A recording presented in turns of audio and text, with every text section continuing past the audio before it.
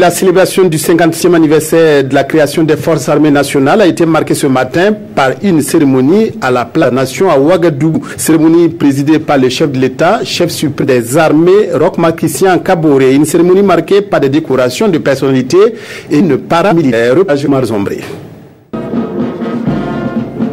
C'est un 57e anniversaire qui se tient dans un contexte particulier, marquant la recrudescence des actes terroristes dans le septentrion du Burkina Faso.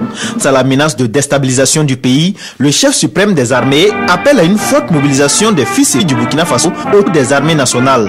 Un impératif, car la bataille contre le terrorisme ne peut être vaincue uniquement par les armes. Il est impératif que nous comprenions que chacun de nous a un rôle à jouer dans la sécurisation de notre pays, de par les informations, de par la vigilance qu'il observe, et cela va nous permettre d'engager ce combat.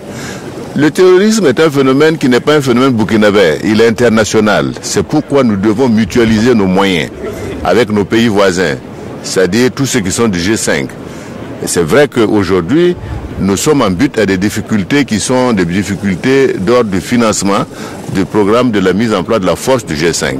Mais nous avons bien espoir que au fur et à mesure, nous arriverons à endiguer ces questions-là. Mais il nous faut commencer déjà ensemble à faire en sorte que les fuseaux que nous avons définis, notamment pour la sécurisation déjà de nos frontières entre nous, le Mali et le Niger, nous puissions déjà le mettre en place.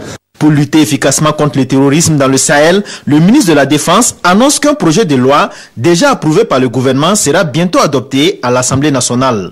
Il permettra de répondre aux besoins de l'armée en infrastructure, en matériel et équipement. Jean-Claude Bouda a aussi souligné le fait qu'il faut établir une franche collaboration entre populations et militaires.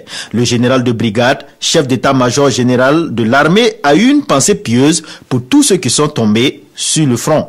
Je me plie aussi à tous ceux qui sont tombés les armes à la main pour défendre notre territoire. Je suis compatissant aux familles, je suis compatissant aux frères d'armes et je souhaite que notre thème, l'armée, la nation solidaire, puisse être concrétisé partout où nos unités seront. Cette célébration fut aussi une aubaine pour distinguer les militaires qui se sont illustrés dans leur travail. Au nombre de 72, ils ont reçu des médailles, dont les médailles d'honneur militaire et de sapeurs-pompiers.